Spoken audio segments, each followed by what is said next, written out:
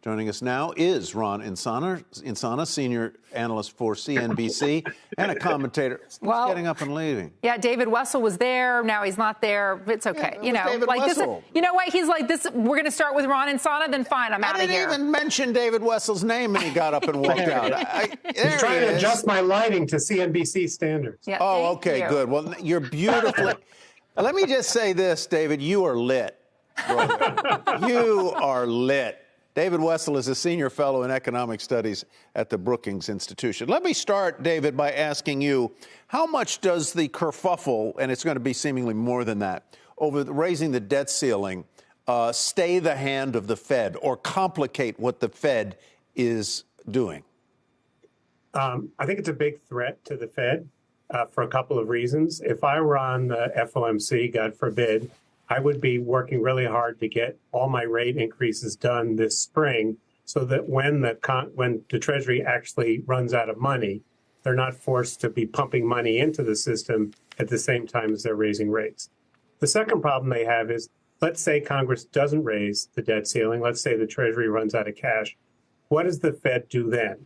On one hand, they don't want to interfere in a political dispute. On the other hand, they have the responsibility to maintain financial stability. And this is exactly the conundrum that the Bank of England faced a few months ago, and it's not pleasant. Ron, why don't you react to what David just said? Yeah, listen, I agree wholeheartedly.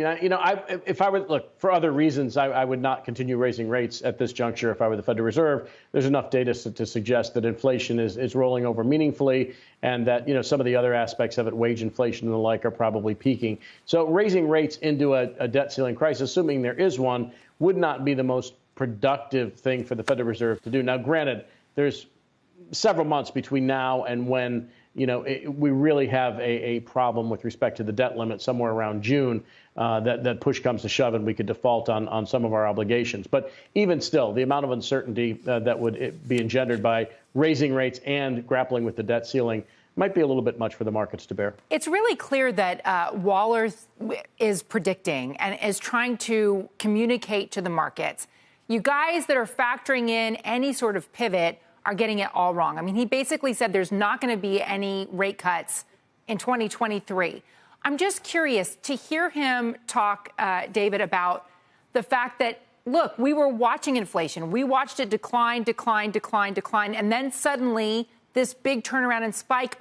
It could happen again, even though we're seeing all the signs that we're getting a handle on inflation. We're worried about another spike coming down the road. Do you think that makes sense for them to still be hitting the brakes? Well, I think what he said was, we're going to raise rates another 75 basis points, and we are not going to cut them unless we're really sure that inflation is dead. And I think the difference between Governor Waller and the markets is really one about an economic forecast.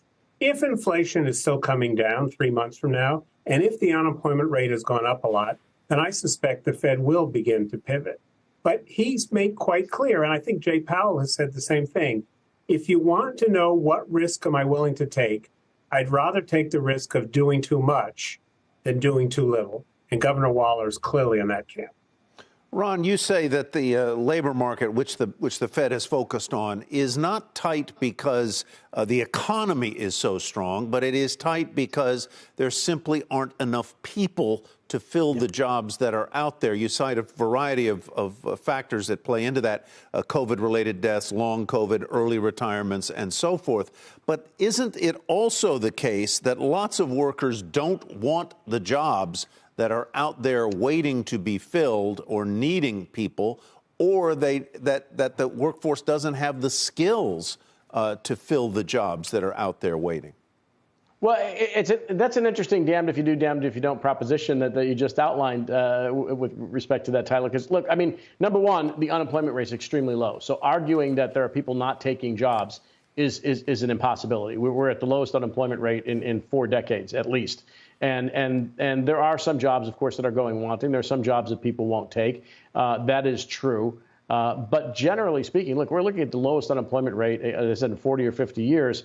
And so we're short people. We are literally missing about 5 million people in the labor force. And again, you cited, some of the reasons why, whether it's those who have passed from COVID, and Jay Powell himself identified this not too long ago, that we've lost about 500,000 people who would otherwise be in the labor force. We've seen 2.5 million people retire early with no intention of coming back. Many women have left the labor force initially to take care of their kids during the pandemic, but with the cost of childcare having gone up, there's no benefit to them going back because it's a break-even proposition.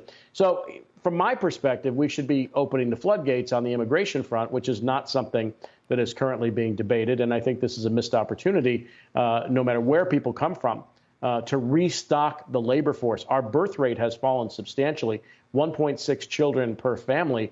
That's below the 2.1 child replacement rate. So I think we have some structural issues that, if these go unacknowledged, are going to be a problem down the road. And Fed policy simply won't cure this problem. It's almost as though Congress is so focused on whatever soap opera is developing in Washington, D.C. day of, that it's not handling these big picture, 30,000 feet view that's needed to solve the problem.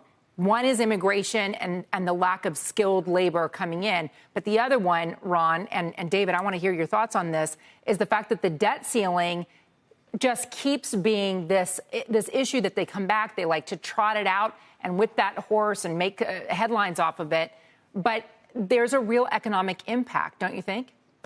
Yes. So I think Ron is right that we have a long-term labor force problem. Some of it is labor force participation, some of it's immigration. And these are things that policy can't cure, but policy can help with. And so the whole debt ceiling debate is a complete political theater with no upside.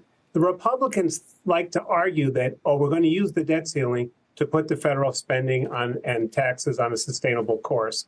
But that's really not what's going to happen. We're going to have a lot of arguing, and that prevents you from having the conversations that we need to have about a debt that's rising faster than we can afford, and how to think about how to reshape spending and taxes to deal with it. So it's really discouraging, and I think it erodes public confidence in the government because they're doing this instead of dealing with the real problem. Ron, last word.